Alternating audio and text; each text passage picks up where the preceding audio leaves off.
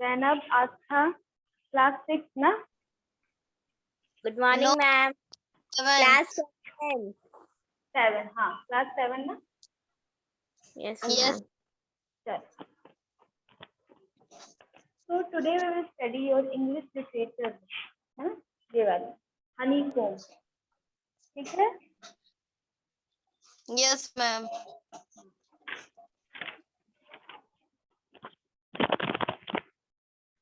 So in the last class we have studied this chapter.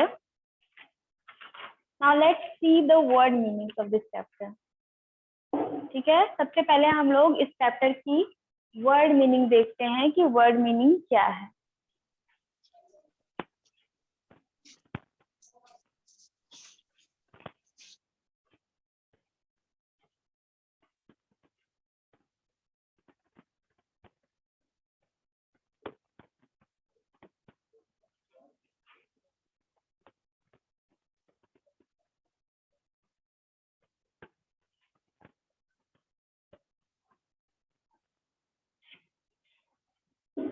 The first word is council, है ना? The first word is council.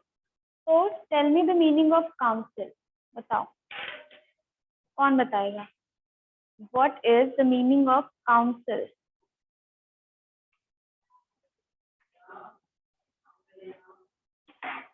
आस्था, हाँ जैनब बताइए।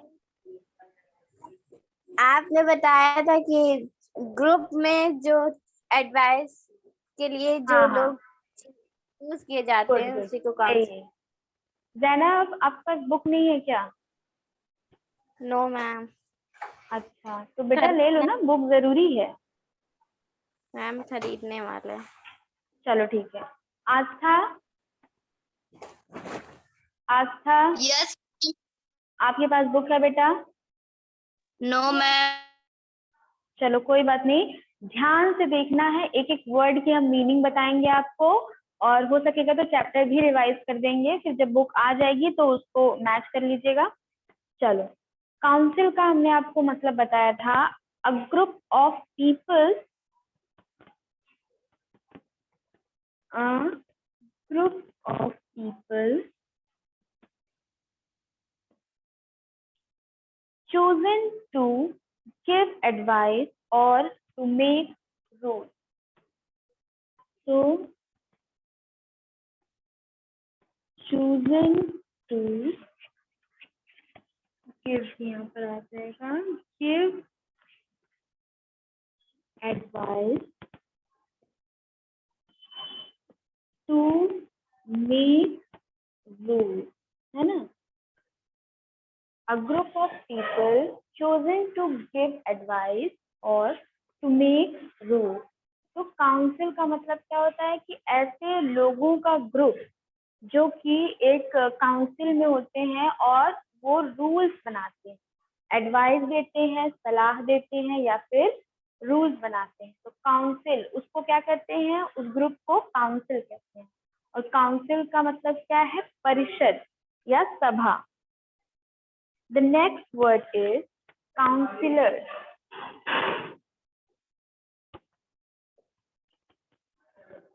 Councillor. So the meaning of counselors is members of the council, है ना? Members of the council. Here the meaning of counselors is members of council, मतलब council के member। अब जो यहाँ पर council बनी थी उसके सदस्य, उसके member। Now the first word is, the third word is hermit. Zainab, tell me the meaning of hermit. Ma'am वो इंसान जो अकेले रहता है। हाँ, a person who lives alone and leads a simple life, है ना? A person who lives alone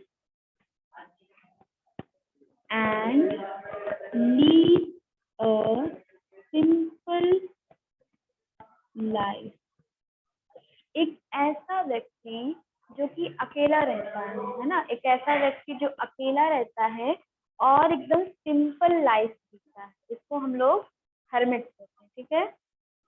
फिर the next word is would. Would या would. Here the meaning of wood is a small forest, एक छोटा सा area जो forest है ना, छोटा सा forest. a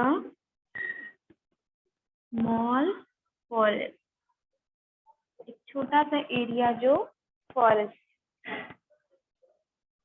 So the next word we have is affair. Now tell me the meaning of affairs, Zainab. affairs का मतलब बताओ। मैम कोई चीज। हाँ सही है। थिंग्स, मैटर्स या बिजनेस, है ना। थिंग्स, मैटर्स, बिजनेस, मतलब कोई चीज, कोई मामला, कोई बात, है ना, उसी को क्या कहेंगे, अफेयर्स। फिर the next word we have is bed.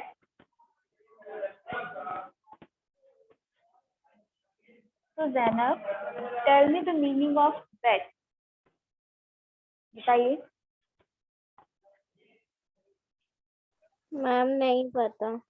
कोई बात नहीं। बेड का मतलब यहाँ पर है small patches of ground for plant, है ना। Small patches of ground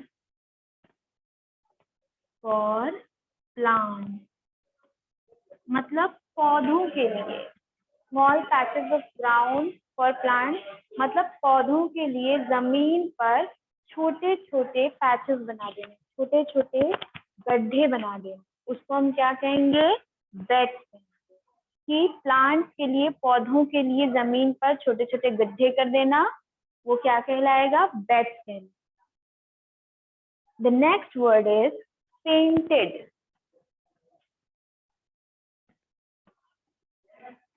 Painted, and here the meaning of painted is lost consciousness.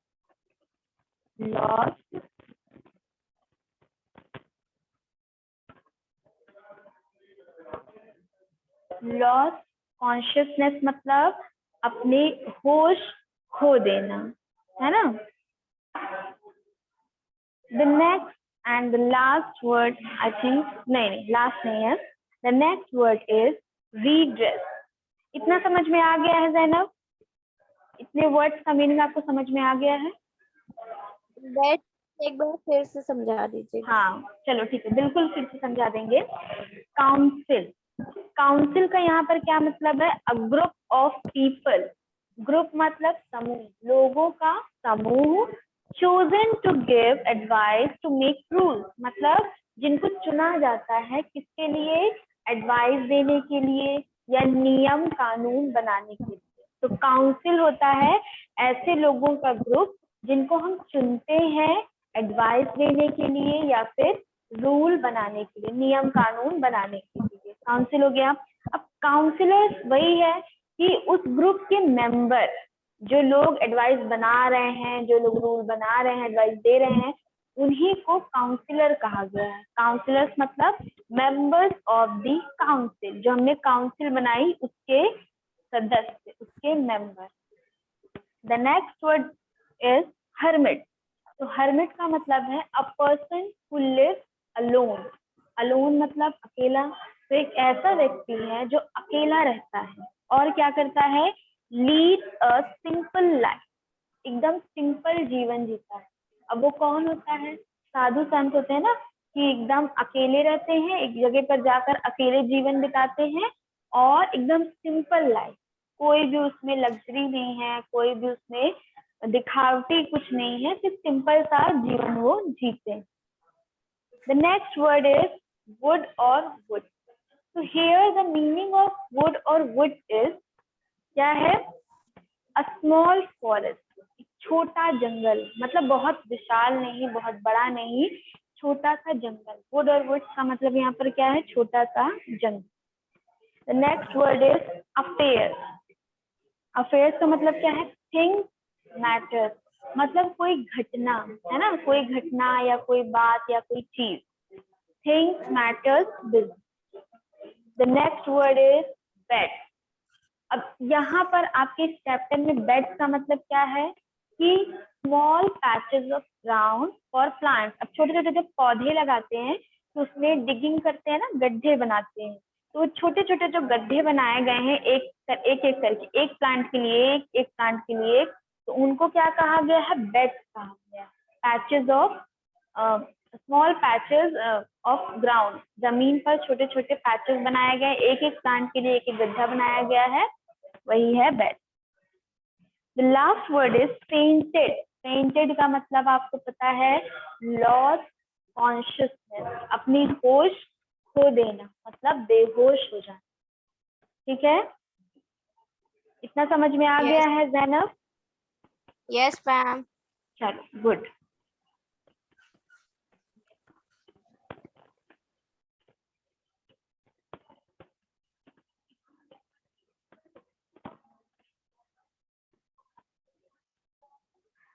So next word we have is redress.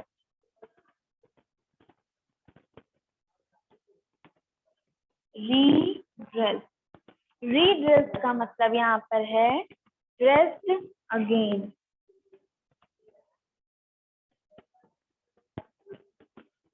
Dressed again मतलब दोबारा से कपड़े बदलना। एक बार कपड़े जो थे उसको दोबारा से रीड्रेस करना, बदलना। So the next word is seize.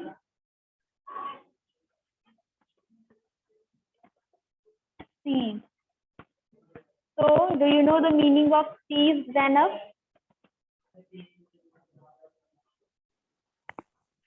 Ma'am किसी हाँ हाँ, say it again. मैम किसी चीज को फोर्स करना। Very good. किसी से फोर्सफुली कोई चीज ले लेना, है ना। सीज्ड का मतलब है किसी से फोर्सफुली कोई चीज ले लेना। टुक बाय फोर्स, है ना, टुक बाय फोर्स, ताकत लगाकर या किसी से जबरदस्ती कोई चीज ले ले। तो the meaning of seize is कि जबरदस्ती किसी से कोई चीज छीन लेना। The next word we have is faithful.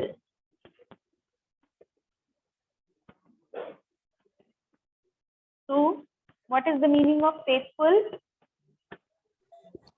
Ma'am सच। हाँ, loyal, such, loyal and true, such.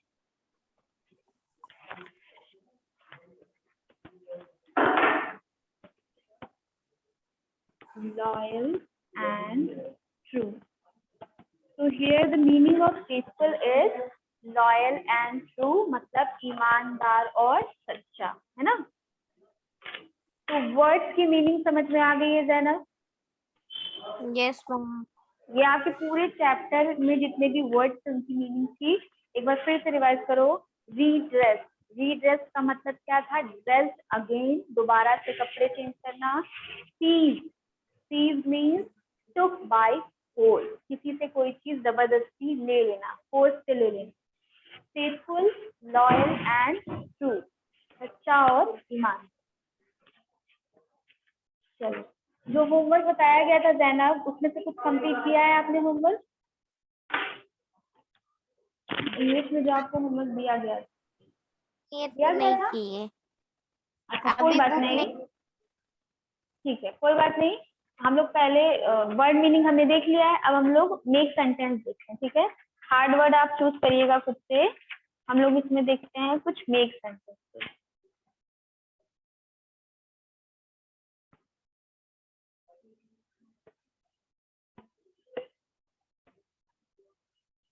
So the first word we have is council, है ना?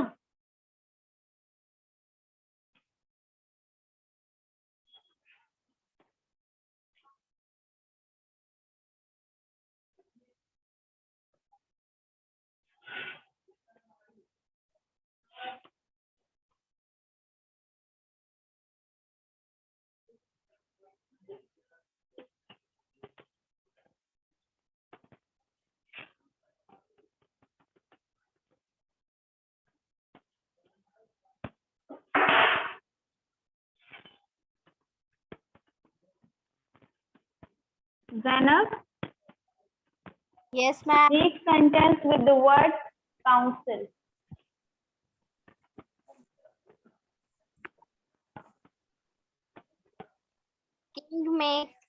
The king make a council.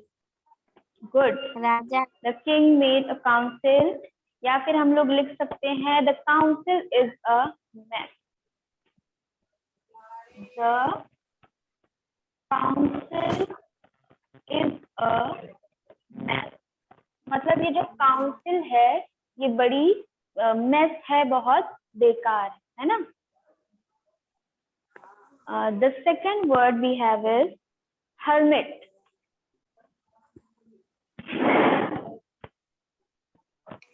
साधु को क्या है? So make sentence with the help of the word hermit. hermit का मतलब क्या है बताइए सबसे पहले. मैम जो सन अकेले रहता है और सिंपल लाइफ जीता है. हाँ, जो सिंपल लाइफ जीता है ना. hermit का मतलब है जो सिंपल लाइफ जीता है. तो एक सेंटेंस बनाइए hermit से. अब ये वर्ड दिया हुआ है, आपको एक सेंटेंस बनाना है hermit. Ravi is a hermit. Ma'am Ravi is a hermit. हाँ, रवि कह एक सकते हैं. चलो चलो कह सकते हैं. और क्या कह सकते हैं. The old hermit was very cagey about her हाँ past life, या फिर the cave was inhabited by a hermit. The cave was inhabited by a hermit. है ना. जो केव थी उसमें जो हर्मिट था वो उसके लिए इनहैबिटेड हो गया था, यानी कि उस केव के हिसाब से उसने अपना जो लाइफ स्टाइल था उसको चेंज कर लिया था. वो उस केव का आदी हो गया था एक तरह से, है ना. इनहैबिटेड का मतलब क्या है, उसको उसने अडेप्ट कर लिया, उस लाइफ को उसने अडेप्ट कर लिया. The second word we have is ground. So make sentence with the word ground. चलो बताओ, एक सेंटेंस बनाओ ग्राउंड से. बहुत इजी वर्ड है, कुछ भी बना सकते हो आप. The hermit was digging in the ground.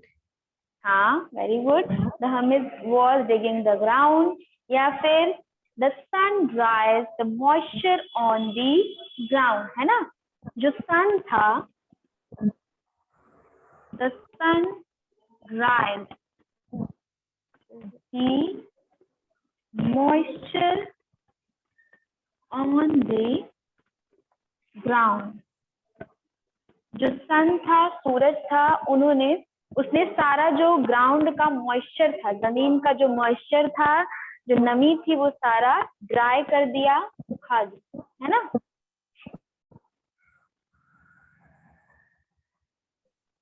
The next word we have is painted.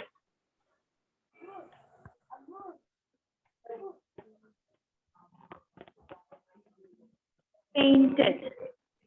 तो make sentence with the help of the word painted.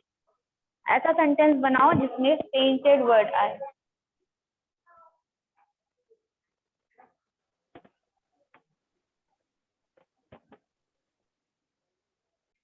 Ma'am नहीं आ रहा समझ में। कोई बात नहीं। फेंट का मतलब हमने आपको क्या बताया, लॉस कॉन्शियसनेस, यानी कि अनकॉन्शियस हो जाना, बेहोश हो जाना। तो फेंट से हम कुछ भी बना सकते हैं, जैसे ही फेंट at the site of blood, है ना। ही फेंट एट द साइट। साइट का मतलब क्या है यहाँ पर, साइट मतलब देखना ना, दृश्य। तो उसने क्या देखा, उसने ब्लड देखा। ही फेंट at the site of blood. Blood का जो दृश्य था वो देखकर वो क्या हो गया, फेंट हो गया। क्या हुआ? कितने वर्ड्स हो गए, 1 2 3 4 वर्ड्स हो गए हैं। मैम हाँ हेलो बिल्कुल, मैम, बोलो बोलो। आपकी आवाज नहीं आ रही। नहीं आ रही आवाज? हेलो देखो, हाँ अभी भी नहीं आ रही? आ रही है? मैम, आ गई आ गई ना? अटक अटक के। अटक के आ रही है? तो कहीं आपकी तरफ नेटवर्क प्रॉब्लम तो नहीं है? हो सकता है थोड़ा सा वेदर चेंज है ना, तो नेटवर्क प्रॉब्लम हो गया हो। ठीक है, अभी आ रही है कि नहीं? यस मैम, आ गई अच्छे से। चलो गुड।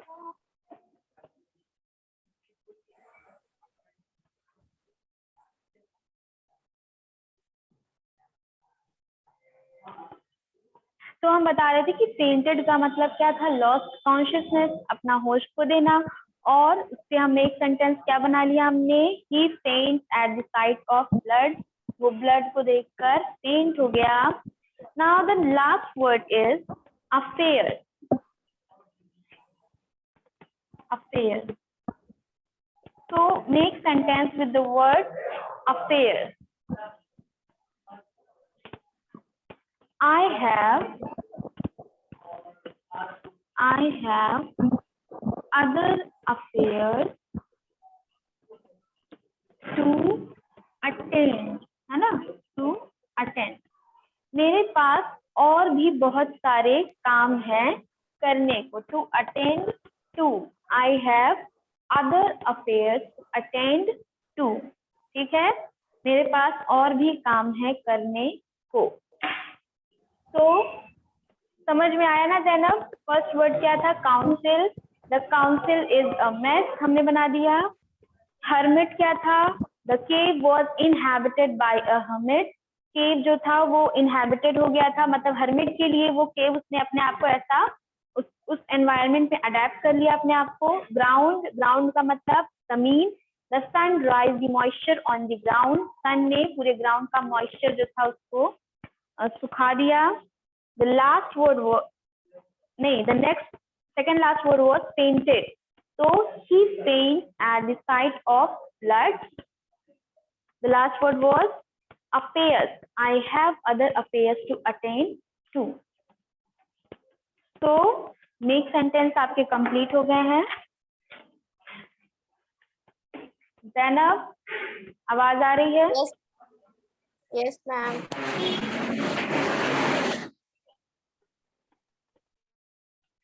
तो मैम अफेयर की समझा दीजिए, नेटवर्क था। हाँ बिल्कुल बिल्कुल। अफेयर्स मतलब होता है थिंग्स, चीजें, जो करने की चीजें होती है ना वो। जैसे कोई मैटर हो गया, कुछ बात हो गई, तो अफेयर से हमने क्या सेंटेंस बना लिया, I have other affairs to attend to. मेरे पास और भी दूसरे काम है करने को।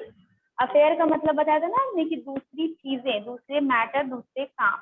तो इसका हमने सेंटेंस क्या बना लिया, I have other affairs to attend to. मेरे पास और भी बहुत सारे काम है करने को। ठीक है, ma'am now answer this question Zainab. Why did the king want to know the answers to 3 questions?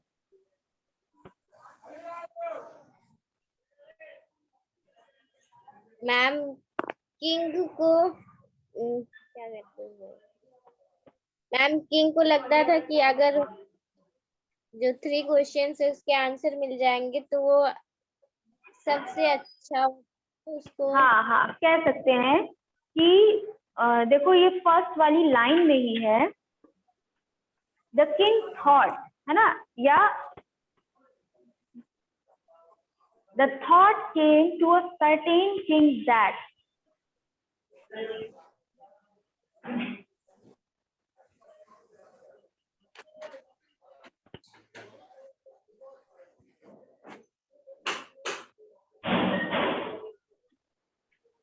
the thought came to a certain king that he would never fail if he knew three things.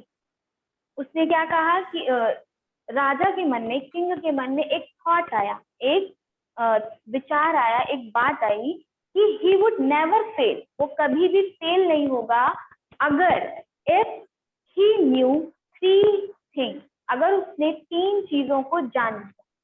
तो king के मन में ये ख्याल आया कि अगर उसने 3 चीजों को जान लिया तो वो कभी भी फेल नहीं होगा।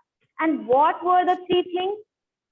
The 3 things were, what is the right time to begin something, किसी चीज को शुरू करने का, बिगिन मतलब शुरू करने का, किसी चीज को शुरू करने का राइट टाइम क्या है। The first thing was this, and the second thing, which people should he listen to, कौन से ऐसे लोग हैं जिनकी बात किंग को माननी चाहिए, कौन से ऐसे लोग हैं जिनकी बात किंग को सुननी चाहिए। And the third question was, what is the most important thing for him to do, कौन सी ऐसी सबसे इम्पोर्टेंट चीज है उसके लिए जो उसको करनी चाहिए। So Zainab, tell me, what were the 3 things?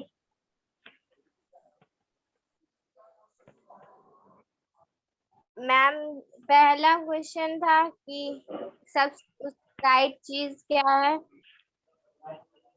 हाँ, और क्या था दूसरा पहला क्वेश्चन, क्वेश्चन? मैम उसका पहला क्वेश्चन था कि उस मतलब किसी चीज को करने का राइट टाइम क्या है।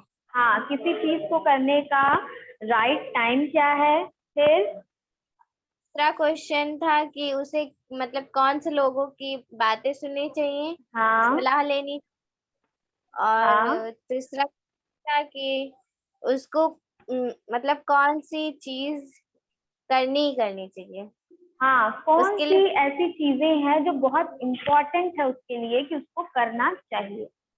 So the king therefore sent messengers throughout his kingdom, promising a large sum of money to anyone who would answer these 3 questions.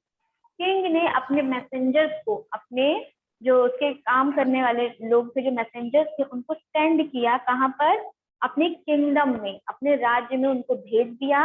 और promising a large sum of money to anyone who would answer these 3 questions, और उन्होंने वादा किया, उनसे कहलवाया कि जो इन 3 क्वेश्चंस का करेक्ट आंसर दे देगा उसको राजा बहुत बड़ा इनाम देंगे, है ना, रिवॉर्ड देंगे, मतलब इनाम देंगे।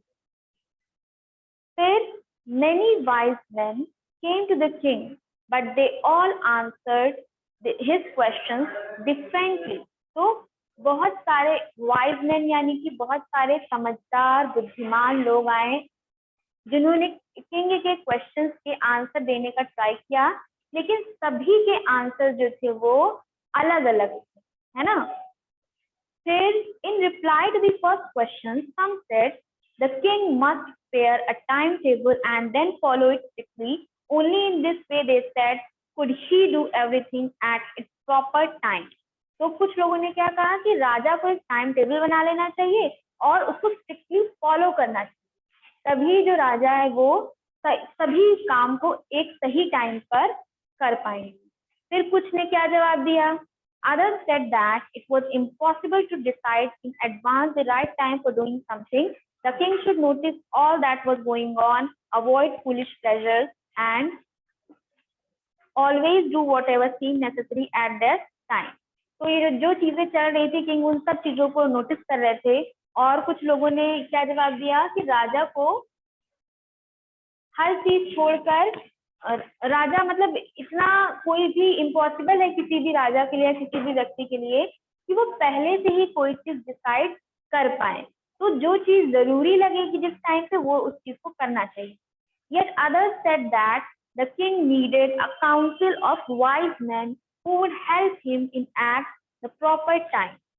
तो दूसरे लोग क्या कह रहे थे कि कुछ राजा को कुछ किसी काउंसिल की जरूरत पड़ेगी, एक परिषद उनको बनाना पड़ेगा, एक सभा बनाना पड़ेगा जिसके जो लोग हैं वो उनको हेल्प करेंगे. कैसे हेल्प करेंगे? This was because one man would find it impossible to decide correctly without help from others the right time for every action. तो उन्होंने कहा कि एक इंसान के लिए ये तो बड़ा मुश्किल है कि वो अपने से डिसाइड कर पाए, इसीलिए कुछ लोगों की टीम लगेगी जो राजा को ये बता पाए कि क्या चीज सही है, कौन सा टाइम सही है. But then others said that there was something which could be urgent. These things could not wait for the decision of the council. In order to decide the right time for doing something, it is necessary to look into the future. And the only magicians could do that. और कुछ लोगों ने क्या कहा कि कुछ चीजें तो बड़ी अर्जेंट होती हैं. मान लो अगर काउंसिल ने कहा है कि ये काम अभी नहीं करोगे, पहले ये काम करना है, इसका ये राइट टाइम है, लेकिन फ्यूचर में वो जो काम करने को उन्होंने मना किया वही ज्यादा इंपॉर्टेंट रहा हो, तो ये जान पाना तो बड़ा इम्पॉसिबल है कि कौन सा काम सही है, कौन सा टाइम सही है. तो लोगों ने क्या कहा कि इसके लिए हमको फ्यूचर जानना जरूरी है कि सही टाइम कौन सा है क्या चीज करने का. इसके लिए हमको फ्यूचर जानना जरूरी है. और फ्यूचर कौन जान पाता है? फ्यूचर जान पाता है मैजिशियन, जो जादू जानते हैं, जिनको जादू आता है. तो अब उसके लिए क्या करना पड़ेगा? The king therefore would have to go to the magicians. तो इसीलिए राजा को किसके पास जाना पड़ेगा? मैजिशियन के पास जाना पड़ेगा, जादूगर के पास जाना पड़ेगा. In their answers to the second question, some said that the people most necessary to the king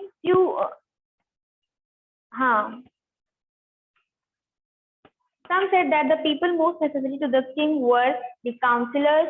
Others said the priests, and a few others chose the doctors, and yet others said that the soldiers were most necessary. तो कुछ लोगों ने कहा कि राजा के लिए सबसे ज्यादा जरूरी लोग कौन है. कुछ ने जवाब दिया काउंसिलर, परिषद के सदस्य. कुछ ने कहा कि पुजारी, जो प्रीस्ट होते हैं वो. कुछ ने कहा डॉक्टर, जो इलाज करते हैं. कुछ ने कहा कि सोल्जर्स, सैनिक सबसे ज्यादा जरूरी होते. तो to the third question, some said science, others chose fighting, and yet others religious worship. तो थर्ड क्वेश्चन के लिए कुछ लोगों ने क्या कहा कि साइंस जरूरी है, विज्ञान जरूरी है. कुछ ने कहा कि फाइटिंग जरूरी है, युद्ध जरूरी है. सबसे ज्यादा जरूरी चीज जो है, जरूरी काम जो है वो युद्ध है. और कुछ ने क्या चुना कि पूजा पाठ जरूरी है. जो रिलीजियस काम होते हैं वो सबसे ज्यादा जरूरी है एक राजा को करने. तो as the answers to questions were so different, the king was not satisfied and gave no reward. Instead, he decided to seek the advice of a certain hermit who was widely known for his wisdom. तो जैसा कि सब जो answer कर रहे थे वो इतने ज्यादा डिफरेंट थे कि राजा ने क्या सोचा कि अब मैं एक हर्मिट के पास जाऊंगा.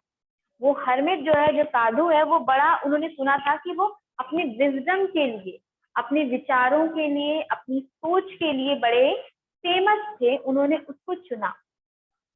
The hermit lived in a good would which he never left. और जो हर्मिट थे वो एक वुड में, यानी कि एक छोटे से जंगल में रहा करते थे, जिसको उन्होंने कभी भी नहीं छोड़ा. He saw no one but simple people, and so that the king put on ordinary clothes. तो जो हर्मिट थे, साधु थे, वो नॉर्मल लोगों से ही मिलते थे, सिंपल लोगों से ही उनको मिलना और बात करना अच्छा लगता था. इसलिए जो किंग थे उन्होंने क्या किया, दूसरे कपड़े चेंज कर लिए, सिंपल क्लोथ पहन लिए. And before he reaches the hermit hut, the king left his horse with his bodyguard and went alone. और हर्मिट के पास पहुंचने से पहले राजा ने अपना जो हॉर्स था, घोड़ा था, उसको अपने बॉडीगार्ड के पास छोड़ दिया और खुद क्या किया उन्होंने, अकेले ही साधु के पास वो चले गए.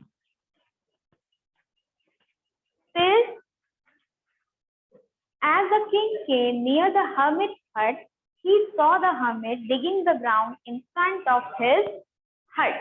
तो जैसे ही जो राजा थे वो साधु के हट के पास पहुंचते हैं, साधु के पास पहुंचते हैं, तो उन्होंने क्या देखा कि जो साधु है वो अपने हट के सामने ग्राउंड को डिग कर, ग्राउंड में कुछ गड्ढे बना रहे हैं.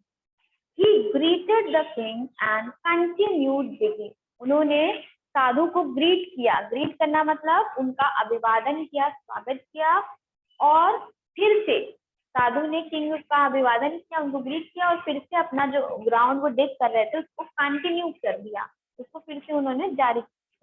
The hermit was old and weak, and as he worked, he breathed heavily. अब कोई ओल्ड व्यक्ति है, कोई ओल्ड पर्सन है, वो जब कोई भारी काम करता है तो वो बहुत गहरी सांसें लेता है. तो जो किंग थे, सॉरी जो हर्मिट थे, वो ओल्ड और वीक थे, तो जब जब काम कर रहे थे तो हैवी ब्रीथ कर रहे थे, सांसें, गहरी सांसें ले रहे हैं. So I think that is it for today. Then next class में we will continue this chapter. Okay? Yes, ma'am. इतना अच्छे से समझ में आ गया आपको?